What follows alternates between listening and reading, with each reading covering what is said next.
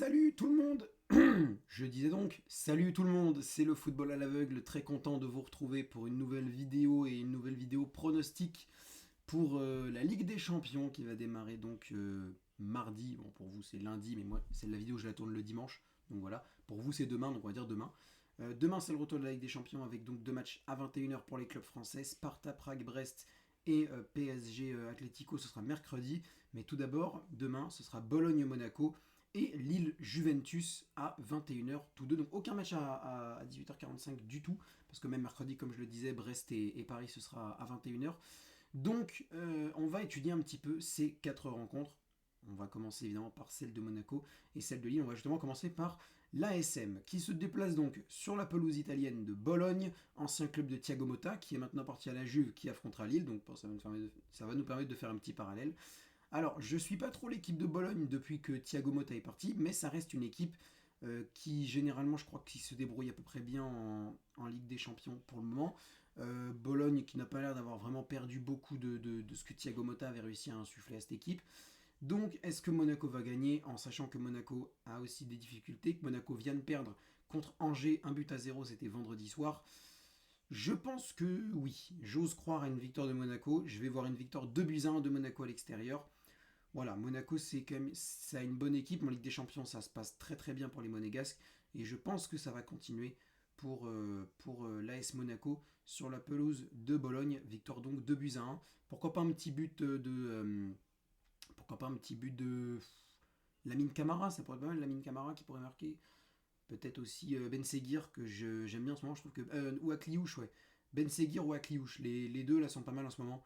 Donc je verrais bien un but de l'un des deux, voire même Camara, peut-être l'un des trois, qui pourrait marquer lors de ce Bologne-Monaco, mais j'espère que Monaco va gagner. On passe maintenant à l'autre club de Thiago Motta, le club actuel maintenant de Thiago Motta, la Juventus, qui se déplace sur la pelouse lilloise à Pierre-Mauroy.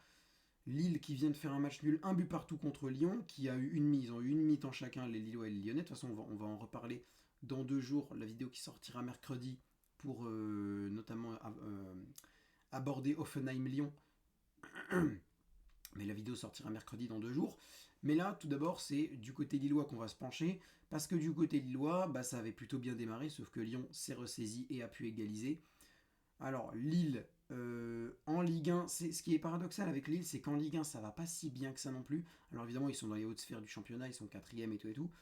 Enfin, quatrième en attendant le match de Marseille de dimanche soir, que vous avez le résultat, mais moi je l'ai pas encore. Donc, on verra bien. En tout cas, Lille, dans l'idée, se place quand même dans le top 5 du classement.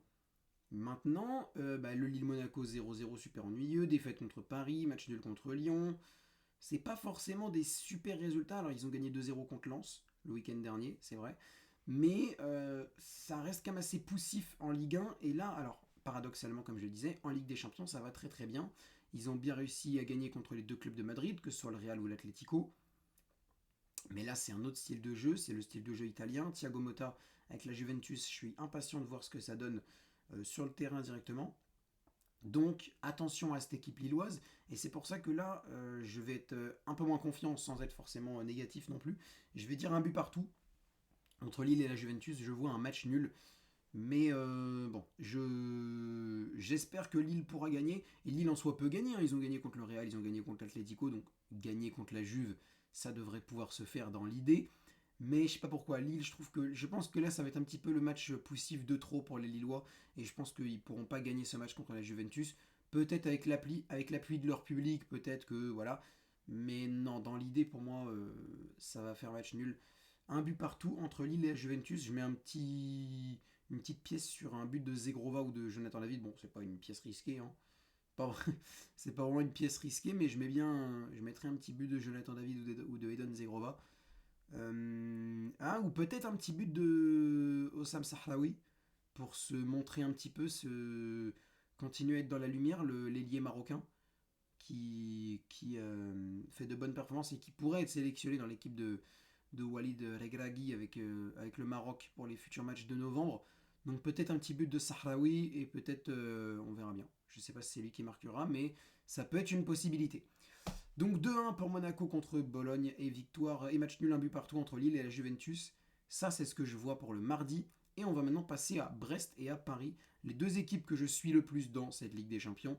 Et en Ligue 1 également, les Brestois qui restent sur une défaite contre l'OGC Nice, une défaite pas forcément horrible pour les Brestois vu qu'ils ont quand même réussi à être plutôt dominateurs en seconde période. Alors il y a eu comme le PSG un manque d'efficacité, mais dans l'idée, il y avait quand même quelque chose à se mettre sous la dent pour les Brestois.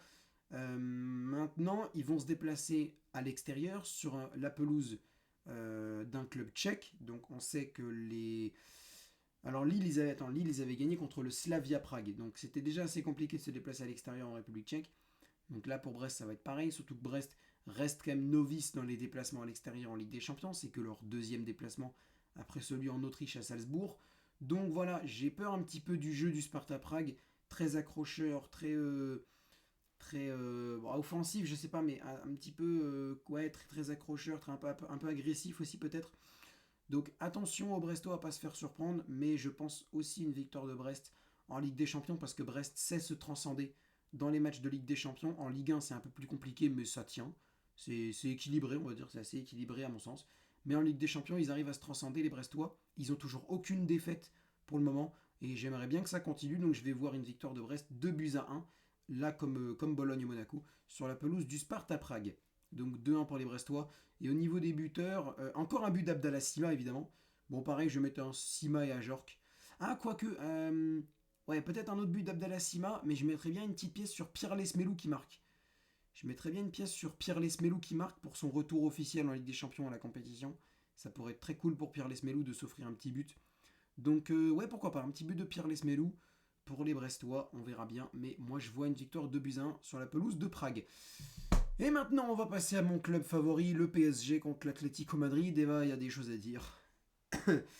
Il y a des choses à dire parce que autant en Ligue 1, le PSG y arrive à peu près bien. Autant en Ligue des Champions, j'ai envie de péter un câble à chaque fois que je vois cette équipe jouer. C'est nul, il y a un gros manque d'efficacité, il y a de l'envie sans vraiment en avoir. Contre Arsenal, tu te fais bouffer dans tous les compartiments de jeu. Contre Girona, tu gagnes, mais tu proposes rien de marquant. Contre le PSV, c'est pareil, même tu gagnes même pas à la fin. En Ligue des Champions, de toute façon, de mercredi, Paris, c'est victoire obligatoire, plus qu'obligatoire. C'est gagné ou rien, en fait, c'est gagné, c'est tout. Alors que pourtant, tu vas jouer l'Atlético Madrid, qui est loin d'être une équipe facile, qui a une équipe avec un football qui est assez compliqué à jouer, surtout pour une équipe parisienne euh, avec le style de jeu qu'on lui connaît. Donc il va falloir aussi retravailler le manque d'efficacité. Gonzalo Ramos ne reviendra pas pour le match contre l'Atlético mercredi. Que dire Que dire Honnêtement, je vois pas Paris gagner. Hein. Je ne vois pas Paris gagner. J'ai voulu voir Paris gagnant sur les 3 derniers matchs. Résultat, pas de victoire, à part sur le premier match. Donc là, aujourd'hui, je décide de tenter en quelque sorte le moins risqué, c'est-à-dire ne pas les voir gagner. Peut-être qu'ils gagneront quand je les... Peut-être qu'ils gagneront quand je pronostiquerai qu'ils gagneraient. Vu que je pronostique qu'ils vont pas gagner, ils vont peut-être gagner. J'y crois. Mais très honnêtement, j'en ai marre de pronostiquer des victoires de Paris, des sursauts parisiens, alors que non. On est une équipe extrêmement irrégulière. Ça propose un visage plutôt bon sur un match. Le match d'après, c'est vraiment pourri. Donc, je vais dire un but partout. C'est les mêmes scores, hein, 2-1 et 1 partout. C'est les deux. J'ai deux scores pour deux matchs. J'ai deux scores différents seulement. 2-1 pour Bologne-Monaco et pour Sparta Prague-Brest. Et un partout pour Lille-Juventus et PSG Atletico. Alors que pourtant le match nul nous mettrait vraiment dans une mauvaise position. Peut-être pas pire que la défaite, mais quand même. Donc en soi, dans l'idée, évidemment, vous doutez bien que je ne veux pas d'un match nul, mais c'est ce que je pense qu'il y aura. Un partout, voire peut-être même 0-0. Peut-être même 0-0 entre le PSG et l'Atletico. Ouais, c'est quoi, je vais dire 0-0, tiens. C'est quoi, je vais dire 0-0 pour diversifier un peu le tout. Je vais dire 0-0 entre le PSG et l'Atletico. Et puis voilà, hein, je vais dire ça. Mais parce que très clairement, la qualité de finition, si on ne l'améliore pas, on va se faire détruire en Ligue des Champions. Parce que là, tu vas affronter l'Atlético d'Antoine Griezmann, de Julian Alvarez et tout ça. Tu vas affronter le Bayern Munich après de Harry Kane et tout ce que tu veux. Le Manchester City d'Erling Haaland. Donc excuse-moi, mais si tu n'arrives pas à retravailler ton manque de finition, on va se faire défoncer. On va se faire détruire. Sans aucune contestation possible, on va se faire détruire par le Bayern Munich, par Manchester City, par l'Atlético. Et après, tu as aussi Stuttgart aussi, en sachant que le VfB Stuttgart, peut-être qu'il y en a qui connaissent pas, mais c'est pas pour ça que c'est pas une équipe dangereuse. Donc très clairement, victoire plus qu'obligatoire mercredi, c'est victoire ou rien. C'est pas compliqué, c'est victoire ou rien pour les Parisiens contre l'Atlético, mais très honnêtement, je n'y crois pas. Bon, j'aimerais y croire. Hein. Qu'on ne me dise pas, voilà, j'aimerais y croire, mais très honnêtement, j'en ai un peu marre d'espérer des sursauts de cette équipe pour au final n'avoir rien à proposer. Donc écoute, j'attends de voir et puis voilà. Et ben les gars, c'est la fin de cette vidéo. Pour la Ligue des Champions, on va passer à la Ligue Europa, ce sera dans 2 jours, mercredi 17h. La Ligue Europa, je sortirai la vidéo pronostic sur Nice-Twente et sur Offenheim-Lyon. Je rappelle mes pronostics, victoire 2-1 de Monaco contre Bologne, 1 but partout entre Lille et la Juventus, 2-1 pour Brest contre le Sparta Prague, et 0-0 entre le PSG et l'Atlético. Vous noterez quand même que je n'ai pronostiqué aucune défaite pour les Français. Ça c'est quand même pas mal.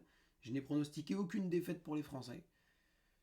Mais que 2 victoires. Seulement 2 victoires, celle de Monaco et de Brest. Donc voilà. Après, Lille qui bat. Alors, Paris qui bat l'Atlético, très honnêtement, je n'y crois pas trop. Par contre, Lille qui bat la Juve, alors je préfère pas prendre de risques, donc je dis un partout. Mais Lille qui bat la Juve, ça me paraît pas impossible non plus, hein, parce que Lille aime, comme Brest, se transcender en Ligue des Champions. Donc, une équipe de Lille qui bat la Juventus, même si je garde mon un partout, c'est absolument pas impossible. Lille qui bat la Juventus, ça ne me surprendrait pas non plus tant que ça. Par contre, un Paris et un PSG qui bat l'Atlético, ça dépend le visage qu'on propose, oui, ça me surprendrait. Très clairement, ça me surprendrait. Enfin bref, merci à tous de m'avoir suivi pour cette vidéo. N'hésitez pas à liker la vidéo si elle vous a plu, à la partager sur les réseaux sociaux, à vous abonner en activant la cloche de notification et à commenter, ça c'est le plus important, pour me donner vos propres pronostics dans les commentaires. Qu'est-ce que vous pensez pour Brest, pour Lille, pour Monaco et pour le PSG? Et sur ce, je vous donne rendez-vous mercredi 17h pour la Ligue Europa. Salut à tous!